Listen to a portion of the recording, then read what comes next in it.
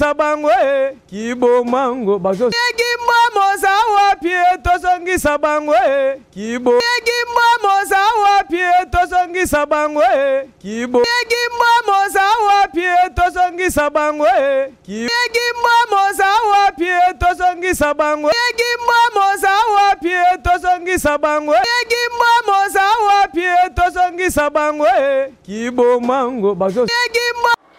Mbote balandi ya chaîne Nabiso Bogis Officiel TV, toujours la chaîne Nabiso Vérité plus na politique.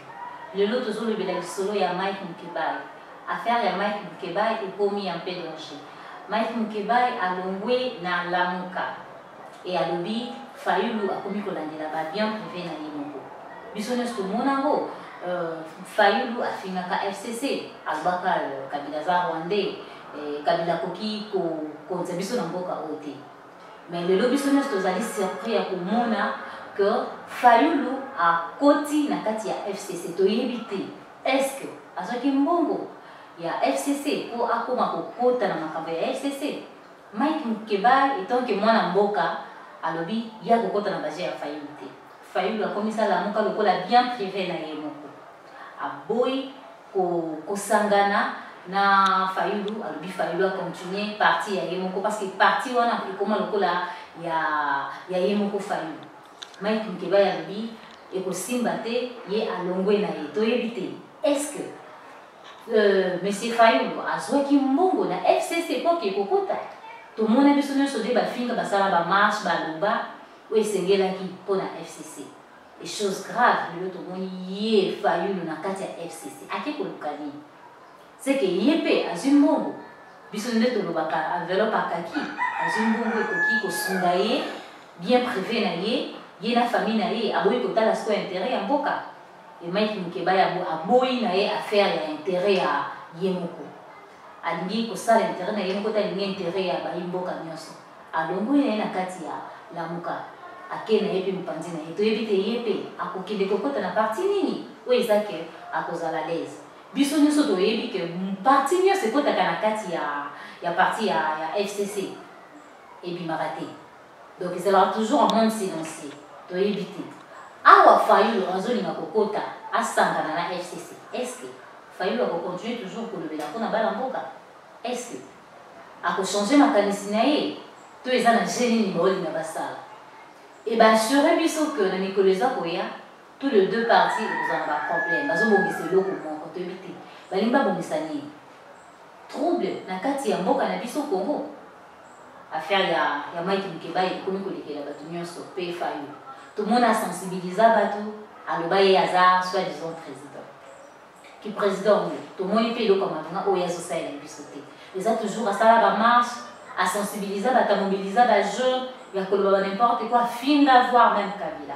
Mais lelo tomoni ye kaka moto amobilizaka bato alobaka n'importe quoi pour Kabila et akomi na yesu kosangana na parti ya FCC pe basure biso balobi que mikolo eza koya entre bale 10 bale 11 FCC na lamuka bakosala eloko toyebi te eloko nini o Mike Mukebai azotomboka alobi trop c'est trop ye akoloba lisusu te mpo na lamuka pour lamuka ekoma nango parti privé ya monsieur Fayulu.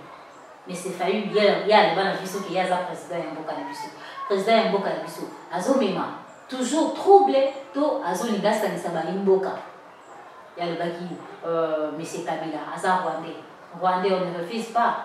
Mais comment yo moto fingi moto aza Rwandais ondimi lisusu ya kokota na parti na ye ya kondima kofanda na ye bokoma kosolola nini bo détourner nini bozola d'intérêt na bino moko to intérêt ya bayimboka balebi bayimboka babi mboka na biso ezomarché bien te mboka na biso eza na désordre chaque jour il y a des sujets ezobima oyo bazocomprendre te toza wana mpo transmettre toujours bamessage mpo na bino affaire ya Mike Mukebai oyo tolandela yango toyebi te kosuka ndenge nini basure biso que le 11 na le 12 le 10 le 11 le 12 bazobongisela biso surprise ya FCC na lamuka. Quel genre de surprise? Surprise moko ekozala agréable ou désagréable na miso ya bato po basurprise ya mboka na biso ezala toujours désagréable, tout le monde est toujours dessus toyebi te tokende wapi affaire politique. Actualité ya mboka na biso comme bete biso ni tout passe. To bite to okende wapi na politique ya mboka na biso. Mutu na mutu komo la ba bien privé na ye. Azan besoin za mbongo à se stabiliser vie na ye moko. Et non à bongisa intérêt ya mboka. To éviter to okende wapi. Président Albert Biso Mokambo. Notre président Zolobani, parce que affaire à des ordres, la ministre était, la gouverneur était, n'importe tout sous té. Parce qu'on a besoin d'un président. Président un Zolobani pour affaire à des ordres. Et ma partie, ils ont toujours Yakokabwana. Bisogna sotoyebi, ma partie n'a pas été dans FCC élimaté, Bayokanate. Basuka toujours par terre, bazu bon, bafati masolo et bête dans sous té. Et puis tout le monde a battu, ils sont battus à Minoko Libana, sont battus dans le Parlement. Alors, ils sont des bandits dans Libana. Ce qu'il s'agit, c'est de faire un bon monnaie à Fandi, alors comme on le Macabo est allé à Kayemoko. Ils n'ont été allés peuple congolais. Peuple congolais lobby et l'élite, ils ont besoin de Kimia.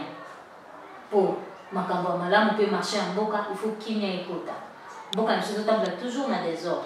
Le président Nabiso, Azosa de l'autre côté, Banda Kota, il y a toujours de mésententes, Banda Kota, comme on m'avait côté belé, tu as évité. Est-ce que ça faute il y a président, tu as faute il y a Baron de la partie. Tout à l'heure, le Cameroun de ce qu'il est. Baïboka, merci na Baba, ou Balanda Kibiso, Bao de Spapeta qui va oreille na Bango pour na Koyo Kabiso, merci.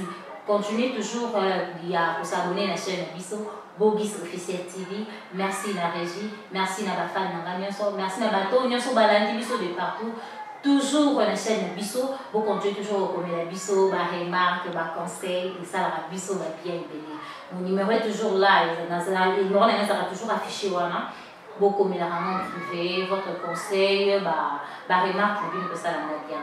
Un grand merci à ma tante Nicole Vuezo, d'Afrique du Sud, depuis Urban. Un grand merci à Jean Louban Baptiste. Un grand merci à toi, ma chérie Judith Pofo, la belle noire. Un grand merci à Patrick Akili, Mousseleu. Un grand merci à toutes mes fans. Je vous aime beaucoup. À nous revoir à la prochaine numéro. Bye.